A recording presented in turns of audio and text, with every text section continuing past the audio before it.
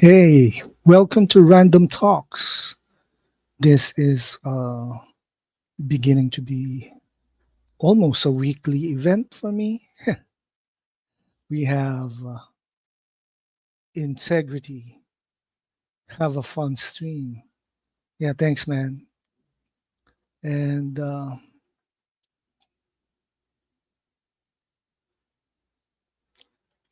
before we, all right, before we continue, we're in the road to 1K, and I hope you guys enjoy this stream. Replay crew are most welcome. Yeah. So random talks is where I talk about various stuff all over my interests, and yes, you can like, share, subscribe to this channel. So topic,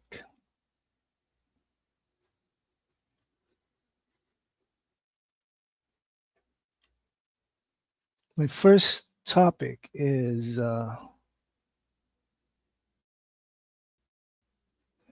it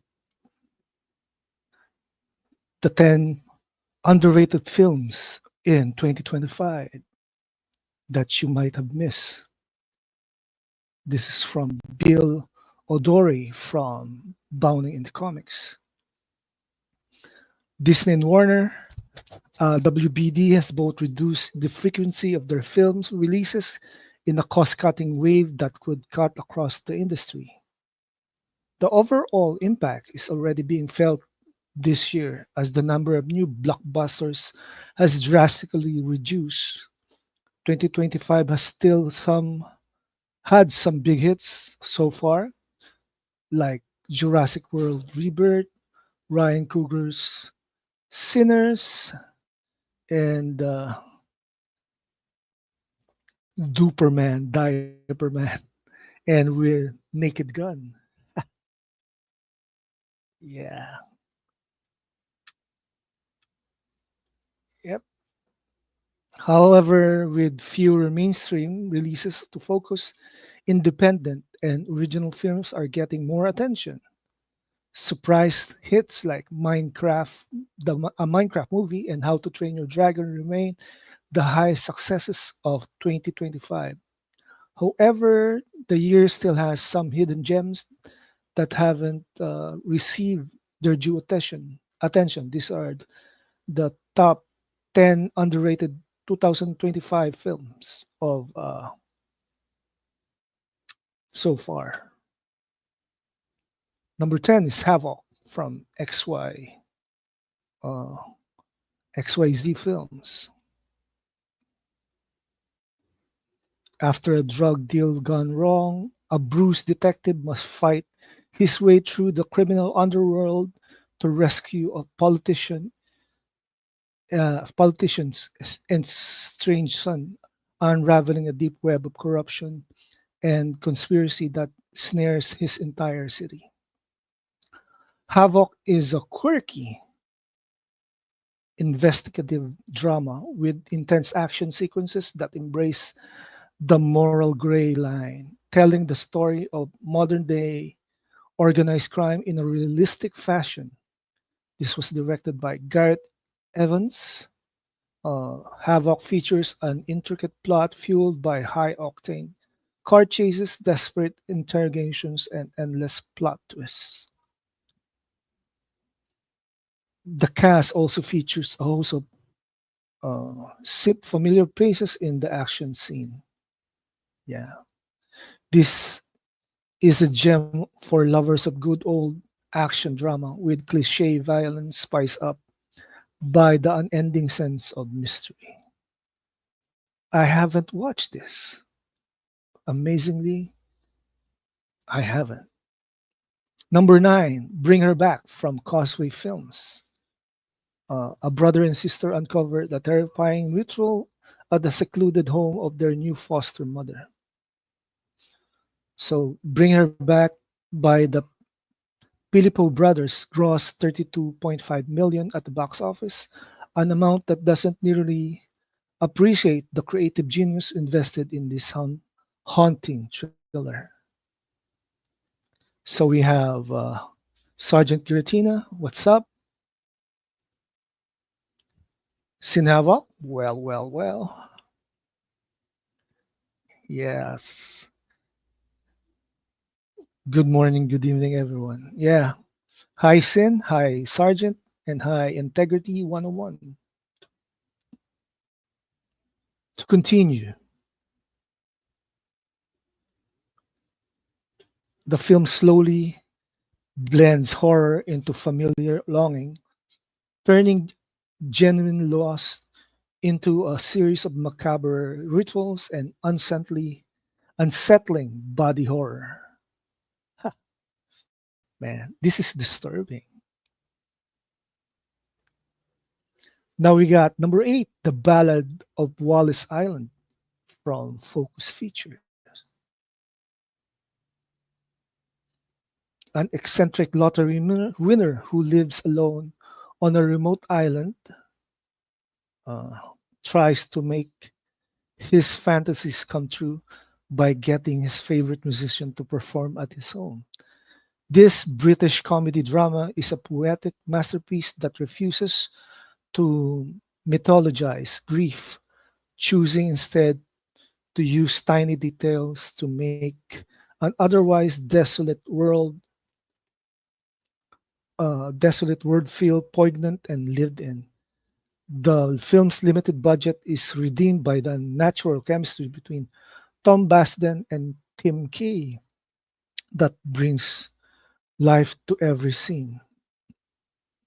Mystery. It brings demon of the past. Meh. Yeah. Well, these are all.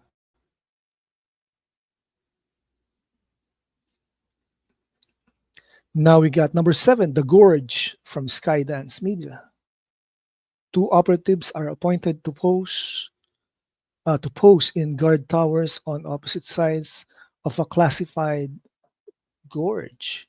The gorge is a door to hell, and we're standing guard at the gate. This is the chilling warning that former U.S. Marine Scout uh, Levy Kane, Miles Teller, received when he takes his post at the western tower of the mysterious gorge.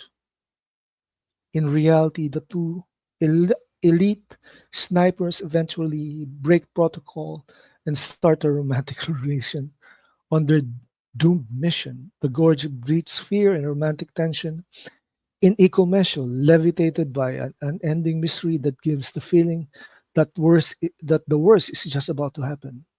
This is from Apple TV and no hype in its theatrical counterparts, but now has earned a sizable following. I wonder, will this be Miles Teller? I remember him. He played that jazz drummer in that movie. Number 6, Fountain of Youth from Apple Studios.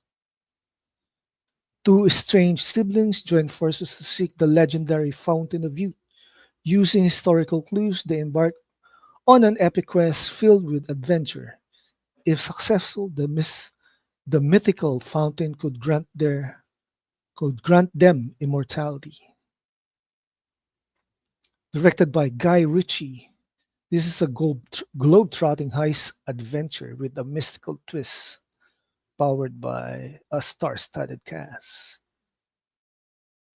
So this film kicks off with a high note, typical Guy Ritchie style, with every tiny detail contributing to the intricate plot. Natalie Portman and John Krasinski deliver a gripping performance that keeps the warmth and humor flowing amid the tension.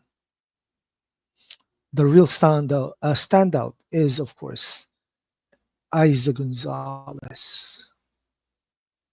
Hmm. Number five is Brick from Nocturna Production. A couple whose apartment building is suddenly surrounded by a mysterious brick wall must work with their neighbors to find a way out. Hmm. It's a German escape room drama by Philip Koch, which puts little emphasis on realism maximizing, instead on a mystery that slowly turns into horror. Surprisingly, the mysterious wall seems to have a life of its own because it doesn't respond to sledgehammers, drills, and all sorts of tools. Yep, this is a survival movie somehow. One of the best mystery thrillers of 2025. Number four, The Surfer from Saturn Films. A man returns to the idyllic beach of his childhood to surf with his son when he is humiliated by a group of locals. The man is drawn into conflict that keeps rising and pushes him to his breaking point. Nicolas Cage is the star of this drama, whose tone changes rapidly, turning the film uh, turning the film into a longevity test of how long a man can stay sane as his world falls apart, both physically and emotionally, around him. The whole film plays out in the visually appealing beach setting, where everything contributes to building up the film's intensity. Elements of intensity of torture increases as the day's heat intensifies. Yeah. Number three, Predator, Killer of Killers from 20th Century Fox. Three of the fiercest warriors in human history became prey to the ultimate killer of killers. This is an adult animation hardly gets better than Dan Trachtenberg's latest installment of the Predator franchise. Predator Killer of Killers is a well planned anthology series covering three periods drama from the Viking era, feudal Japan, and World War III. I watched this movie. It was really cool. The intensity of this action drama builds up for the three sections before culminating in an epic showdown between the Grendel King and the three heroes from across time. Yeah,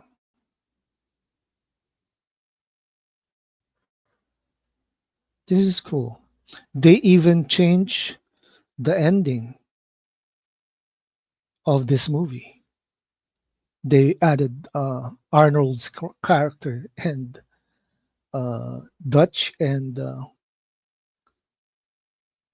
Danny Glover's character from Predator 2. Great movie from Sin Havoc. Ties into Predator Badlands movie. Okay, that's what I'm waiting for. Number two, Heads of State from MGM. When the UK Prime Minister and the US President become the targets of a foreign adversary, they are forced to rely on each other to thwart a global conspiracy. I watched this movie on Amazon Prime, and it's funny. Heads of States shines in its ridiculousness uh, with comedy while poking humor at espionage and global politics at large. Despite the stark contrast between the lead actors, their difference drive the film's emotional engine, supported by a well-matched ensemble cast, including Priyanka Chopra and Jack Reed. Yeah, Predator also shows Naru. I've lost track of who Danny Glover is, but I am familiar with Donald Glover. Danny Glover, of course, is from Little Weapons. Yeah.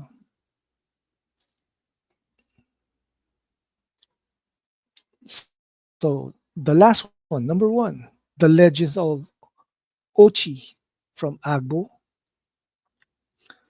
In a remote village on the island of Carpathia, a shy girl is raised to fear an elusive animal species known as Ochi, but when she discovers a wounded baby Ochi has been left behind, she escapes on a quest to bring him home.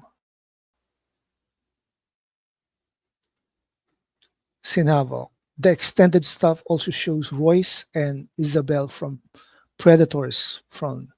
Wow, I haven't watched the extended stuff. They're all there, right? Legends of Ochi, Isaiah Saxon's family-friendly fantasy adventure, was largely overshadowed by other films during its theatrical run, but its positive rating on an aggregated platform afterwards proved its blockbuster potential. The entire plot is tense as Yuri's newfound friendship threatens to unleash a long-feared war between the two species. Uh-huh. Helena Zengel delivers a powerhouse performance, bringing out the best of Yuri as she grows from naive island girl into a resilient teenager who sees the world from a different angle. The film brings the magic of 80s fantasy to life with minimal CGI and no AI. That's amazing.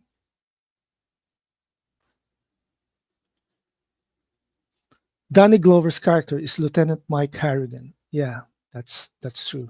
From Predator 2. Yuri's bond with baby Ochi is the highlight of the film as it unfolds naturally, powered by tiny details from Yuri putting on fake fangs and to look like Mama Ochi. All right. This is one movie that I think I can watch, right?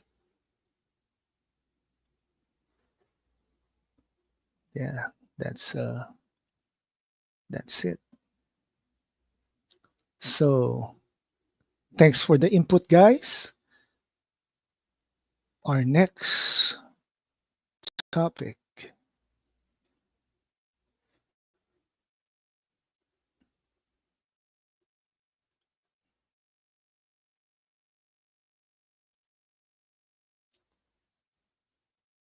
Today marks the death of Terence Stamp, popularly known as General Zod in Superman 1978, and his roles in the Star Wars franchise plus Daredevil, Ben Affleck's Daredevil, uh, will be missed. Avatar movie shows the ancient wars. Yeah. So, Neil before Zod, that's the popular notion, the popular word from Terrence. He also plays Jor-El in Smallville. He will be missed, totally missed. So I'm just going to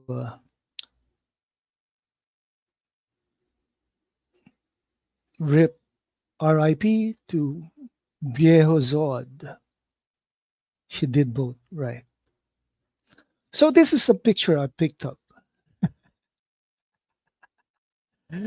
Pajama Man versus the absolute Superman. Man,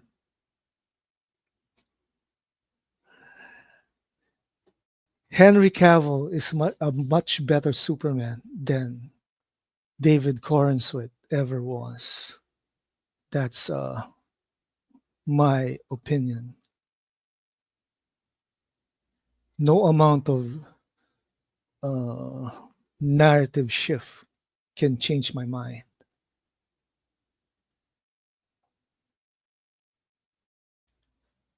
Yes. What else? I have another. This is from, since this is random talks. This is, what's this? This is from Grok. Based on the box office data, Gun Superman gross at 585 mil worldwide, underperforming Man of Steel's 670 million and Justice League's 661 million. Coupled with Snyder's dedicated fan base and the acclaim for his Justice League cut, I believe Zack Snyder should be granted the chance to continue his DC universe. His epic style better his epic style better the differentiates DC from Marvel. That's oh, I have to see that. Wait, a great Superman versus worst Superman ever. Yeah, sell. So I need to see what you sent me, Stin.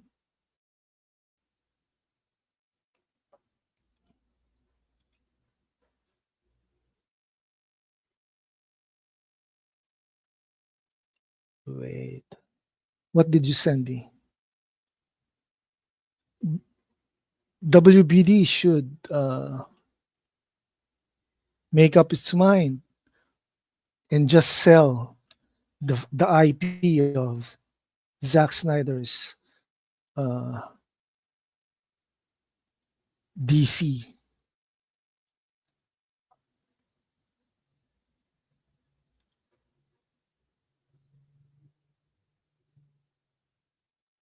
Ah, yeah, I saw this one. Why is why is Trump meeting Putin in Alaska? Yep, sells the way. Is Trump selling back Alaska to Russia? Who knows?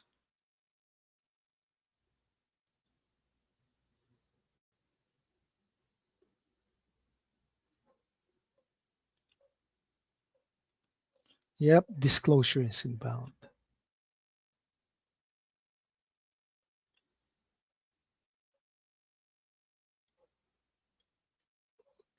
What else? Okay, now let's find my next topic.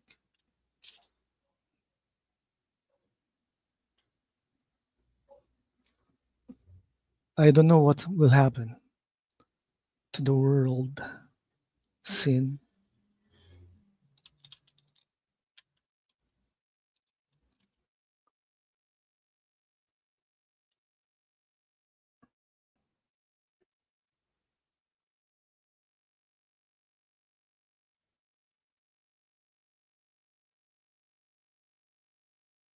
Okay.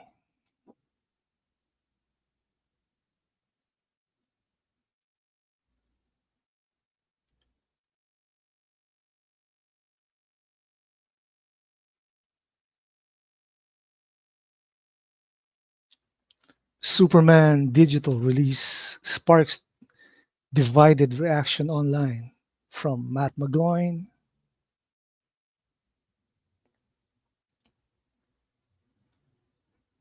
Superman hits digital platforms. Uh, the fans quickly took to X to share their thoughts. The response has been split, similar to the theatrical release. Some praising it as the Superman movie they've been waiting for, while others use to release their release. Uh, to double down on criticism. It sucks, by the way. That's the positive reaction. This we ask Grok to summarize their reaction. Depend on AI, man. This sucks. Buckle up. Highlights: David Cornsweet Superman and Nicholas Holtz drew strong praise.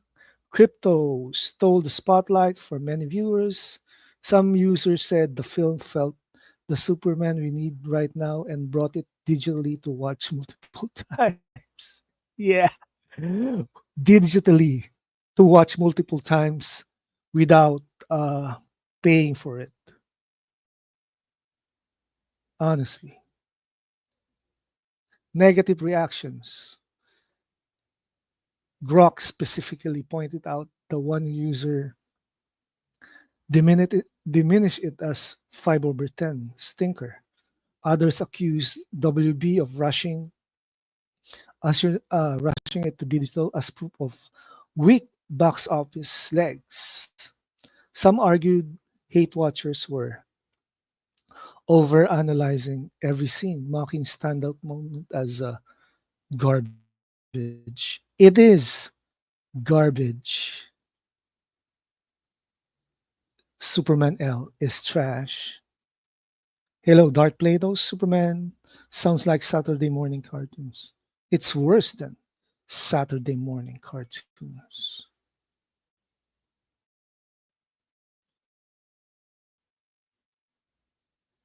All right.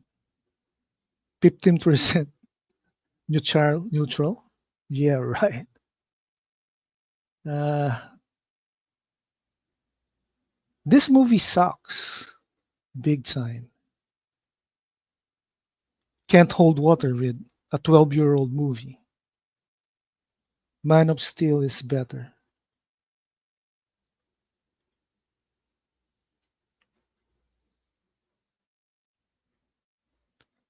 Oh, let's check this out.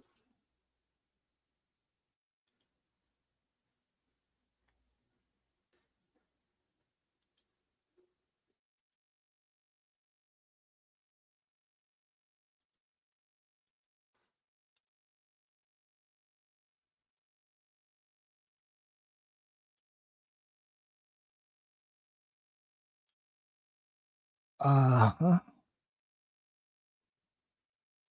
No, can't understand this sin. I can't understand the language.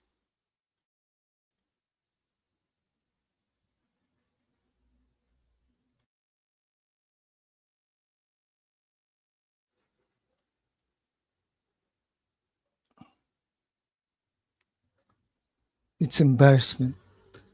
An embarrassment to cinema. Yes. Love your ship. Thanks, man.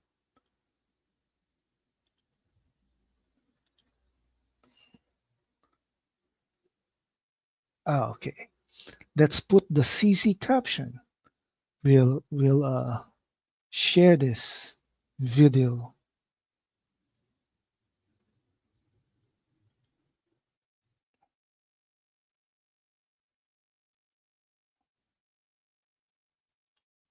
Okay. We'll share this video from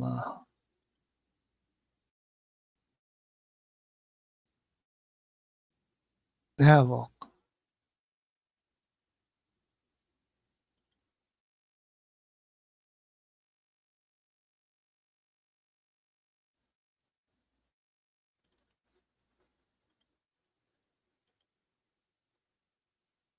Okay. Let's see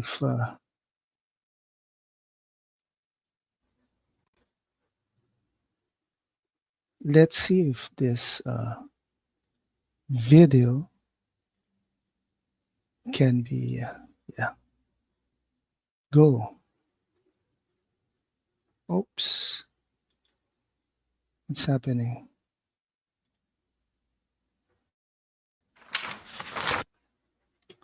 What's happening? Okay.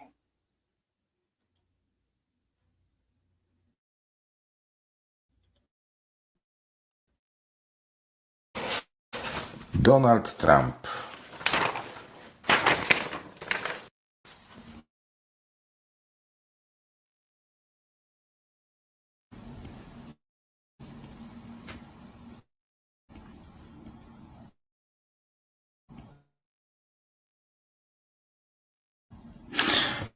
Trumpowi jakby nie zależało w ogóle na tej Ukrainie, tego pokoju.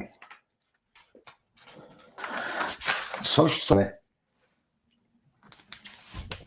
Wiecie, jakie mam wrażenie? Jakby Trump odgrywał tutaj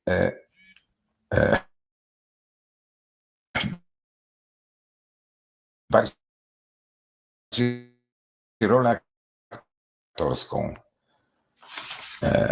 Bardziej się skupia na I rozmów.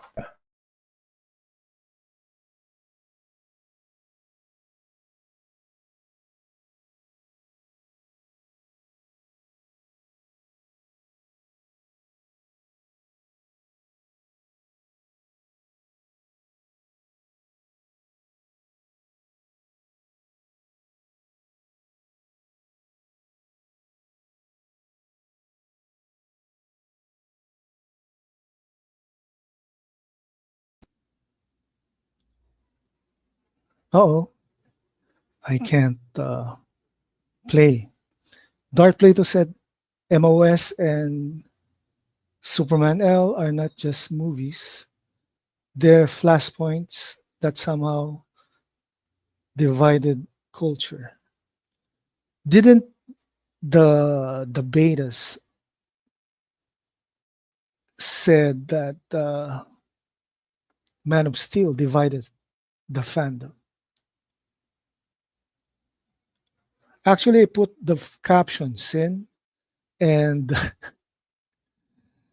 my StreamYard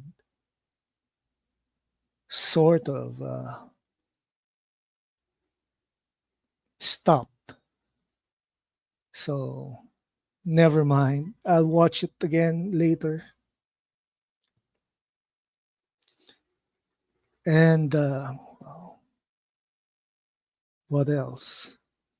I have another. I do have an old. This is a random talks actually. Okay, so this is from a reporter here in the Philippines. This is about the China situation.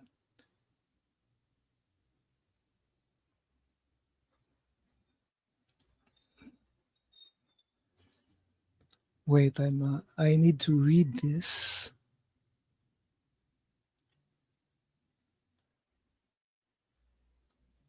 All right, here it is.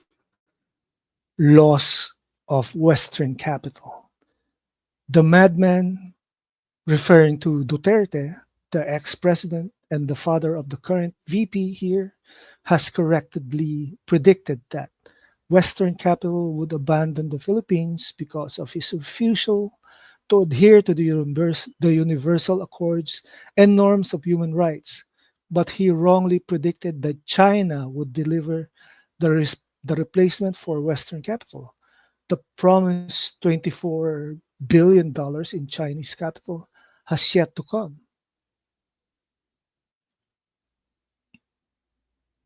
Yep, this is the start. Sin. For a while, he kept on announcing China's inflow of funds for his build program of state infrastructures, which honestly did not happen, to prop up the Philippine economy. He naively thought that China would completely fill the gap created by the slowdown or loss of Western capital to the country. But this is something easily said than done. China has its own domestic economy to prop up. It cannot just throw good money for a country that only the madman is happy to have China as a partner. Of course, Dark Plato says China's economy is more dependent on the West than the West is on China. China can't fill in for anything. China's economy is a paper tiger. Yeah, I know. China knows the madman uh, is hated in the Philippines, except for a noisy few who are equally as mad as their leader.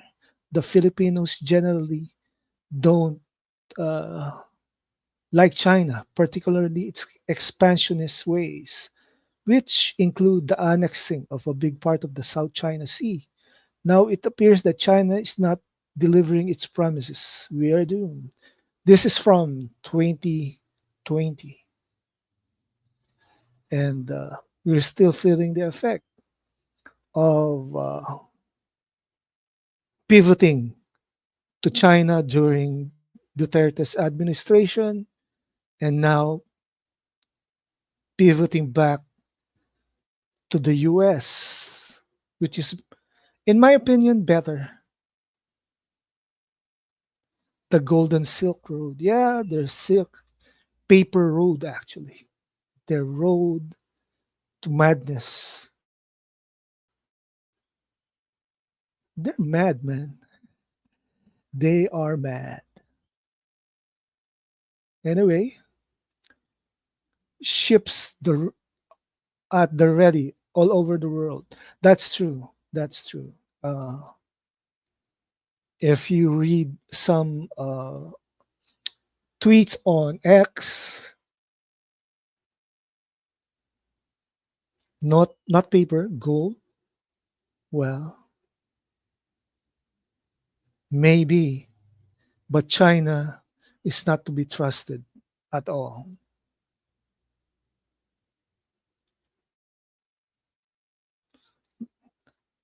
So that's true. The global financial collapse is starting now. Wow. I can't believe that people believe that they believe that China would deliver. Goes to show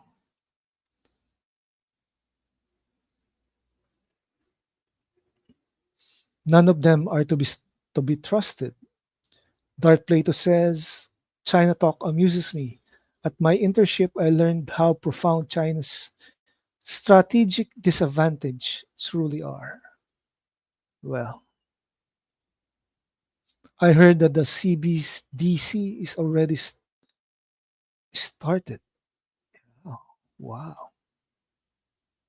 It's all propaganda to me. It's all Greek to me. Propaganda, props, and ganda.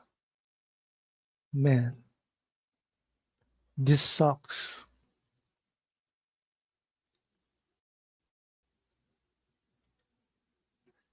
Now we'll. Did you guys know that the vice president of the Philippines is a raving lunatic? She is, man. She threatened to kill uh, the president, but she didn't get impeached at all.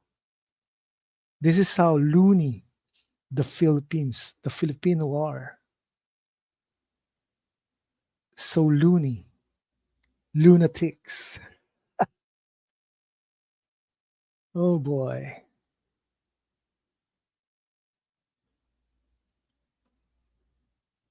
CBDC has also to also do with the digital rationing cards, carbon allocated credit, and digital biometrics detection worldwide.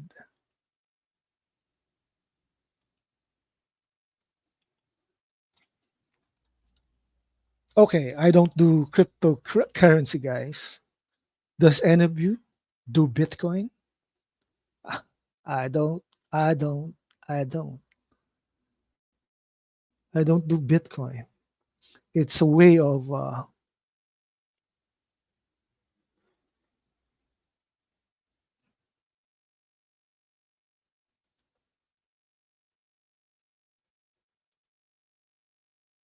All right. Thanks, Sergeant. Don't do. Don't touch that. That's bull. It's all bull.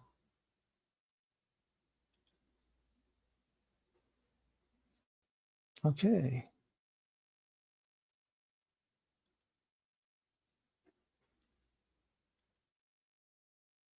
Now we're doing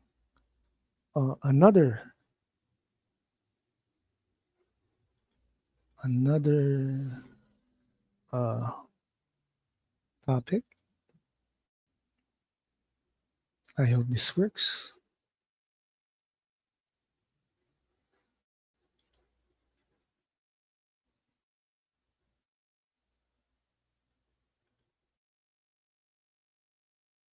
All right.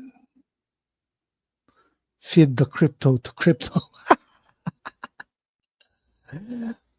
All right. Yeah.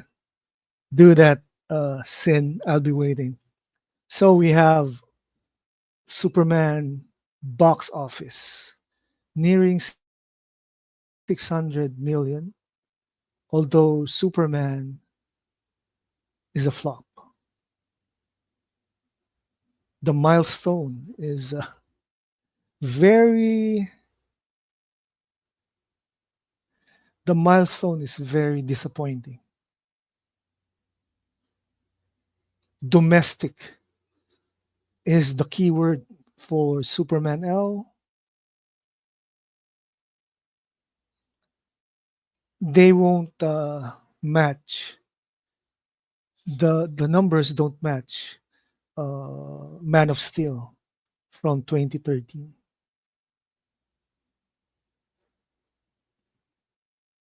and F1 is slowly but surely gaining traction. Another noteworthy haul: Weapons is nearing 150 million after 10 days. Oh, I haven't seen Weapons. Any of you guys seen Weapons?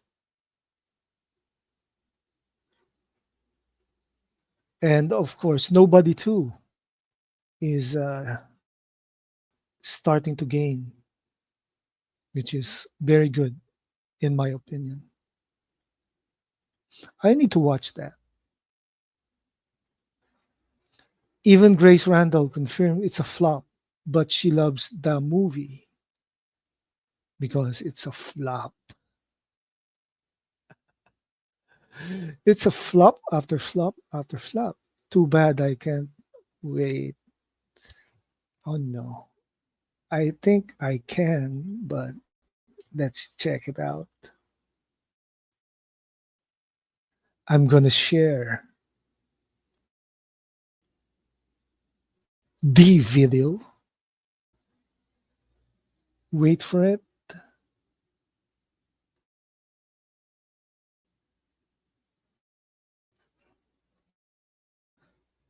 And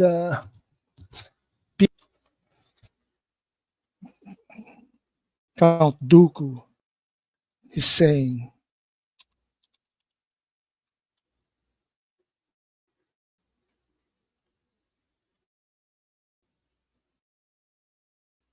oh, I can't find it. Here it is.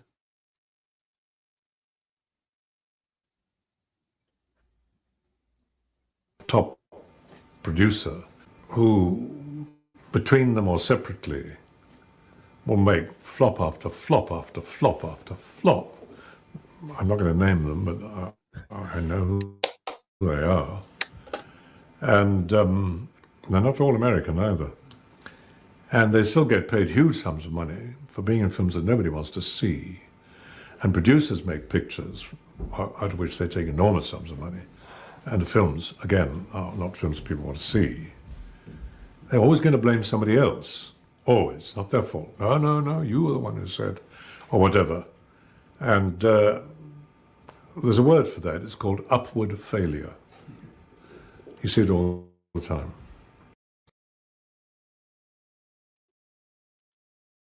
Yeah, you see it all the time. Finally, it's flop after flop after flop. No, DC and Warner made the mistake of letting James Gunn do what he wants. Honestly, it's a it's a big mistake for them. James Gunn is a red flag that needs to be fired, freaking fired from DC. Superman L2 is Peacemaker season 2. Yeah. And I think he's Gunny Poo is rushing things now. How can he make a sequel when his movie flopped, except for the $2.2 billion somewhere out there? Ah, ah, ah, man. Sergeant Giratina said, yep, WBD shouldn't have screwed Henry Cavill over. The issue is that these executives act like they're taking orders from people outside the United States of America. And yes, Sin is correct. Retconning his own retcon.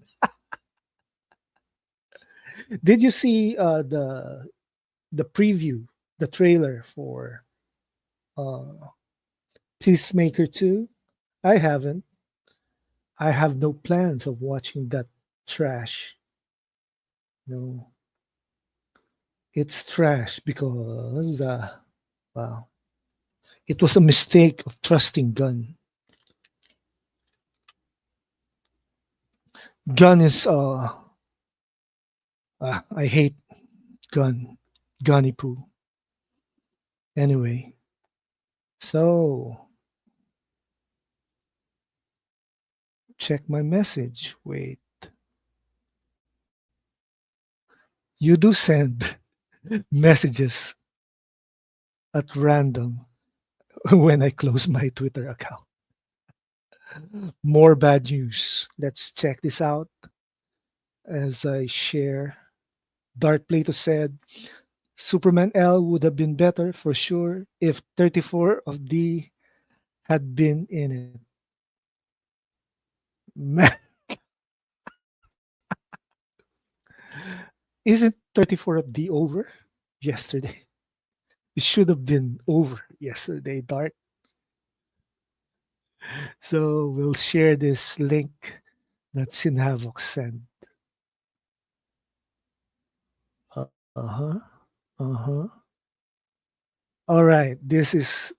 I saw this on Cosmic Book News.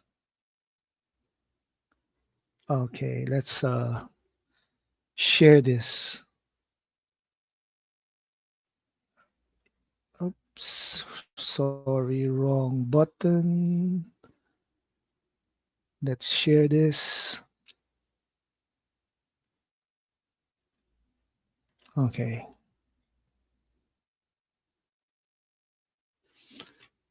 Where's Trump? Disney Marvel ditches Georgia for UK, killing local jobs. Uh oh. Okay.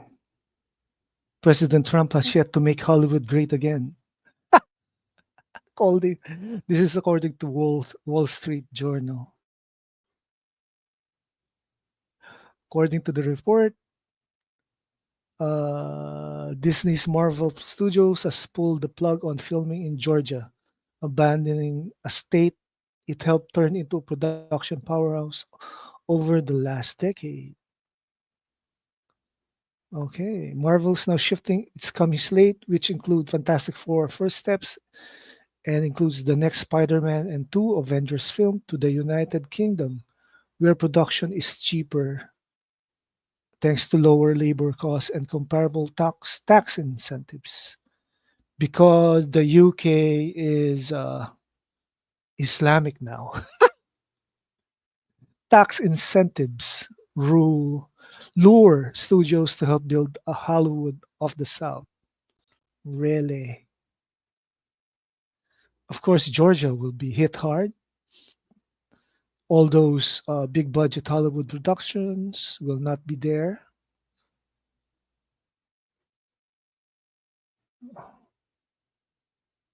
Well, don't trust any politicians. Marvel joins the overseas exodus. Really?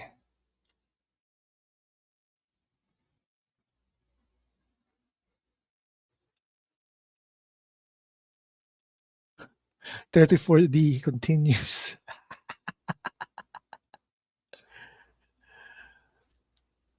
34D, 34 of D forever.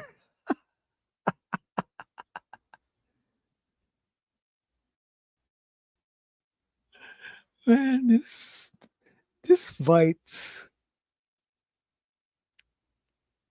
The news is devastating. Told you.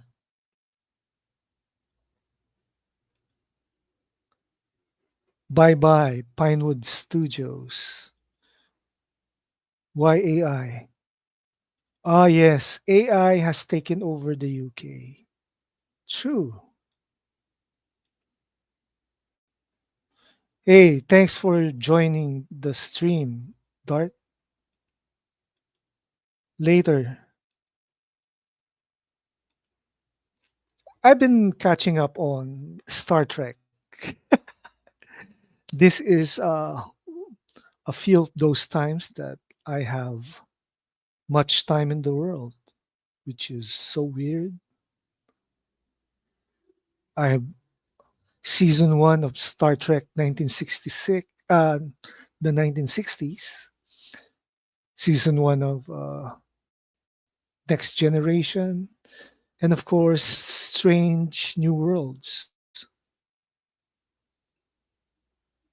Less labor costs, it's code for automatons. Yep, less labor costs. That's why uh, the industry went to China in the first place because uh, expensive, high cost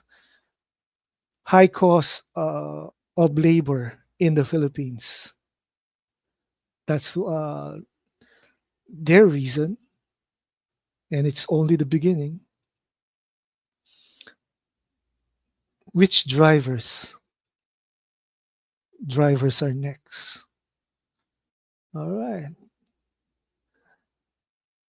I wonder,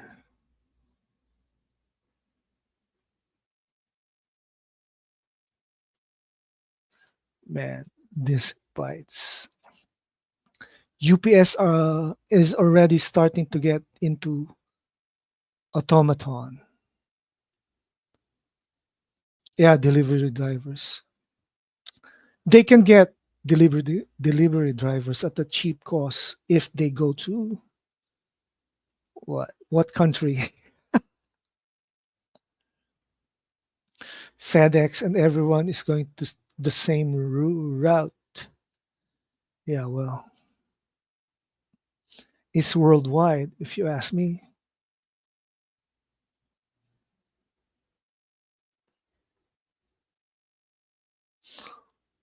Automation, robots, cheap robots. When I was working at Nestle Philippines, we already have robots there. Terminator time, Skynet. I know these globalists are out of control with their eyes set on AI. AI is a tool.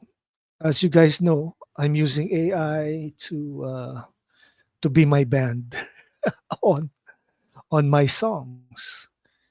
But there has to be human emotion in, especially AI music. The big beautiful bill was the exclamation point. Was that approved already? Man, AI is the future. Skynet imminent, right?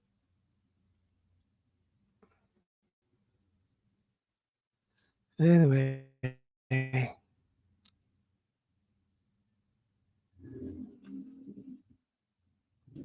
oh boy. So it's already approved. The big beautiful bill, unanimously voted by AI. Wow. Worldwide, of course. They already we already have a testing ground for all this bullshit, right? The pandemic showed us that they can do almost about anything. The WF confirmed that. Yeah, those clowns, those clowns are really clowns. And yeah, man, I wonder if we can get through to, if we can get move forward from this without damaging uh, what we have. I think they tested everything from third world countries like the Philippines. And now you guys there in the States are feeling the blunt of everything. AI is an ancient being. Looks like it. I'm watching part two of Mission Impossible Dead Reckoning. I haven't finished it because of this uh, of this stream. I'll be finishing it later.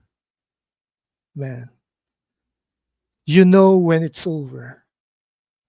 Tom Cruise and crew. Yeah, it's a great movie so far, and I can't believe that Tom Cruise is shorter than me in height. Yeah, Tom Cruise is a little man. Pandemic 2.0 is about to begin. So how ancient? It's ancient, man, because they're discovering a few things buried in the bedrock, in the sand. Yeah, yeah. So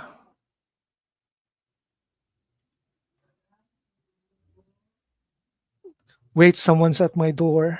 Later, I'm going to wait.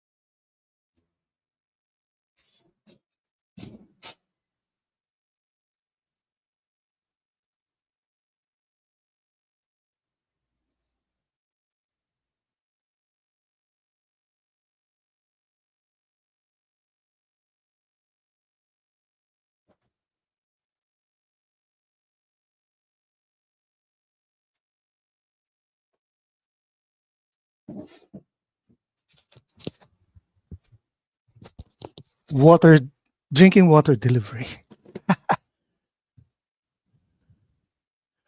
Yeah, I'm taller than Tom Cruise. 2 inches. Over 12,000 years just to start. Yep. It's ancient. So, anyway, so guys, I'm going to end this stream. Okay. Like, share, and subscribe to this channel. That was heavy. Thank you for being here, guys, and I hope you enjoyed the stream.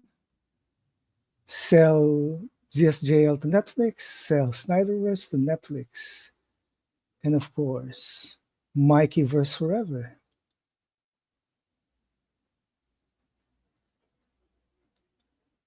Yep, this is a fun stream, although sell's the only way. Like, share, and subscribe. This is the way. Take care. Yeah, you too. Mikeyverse forever. I'm out of here in 5, 4, 3, 2, and 1. Ta-ta for now.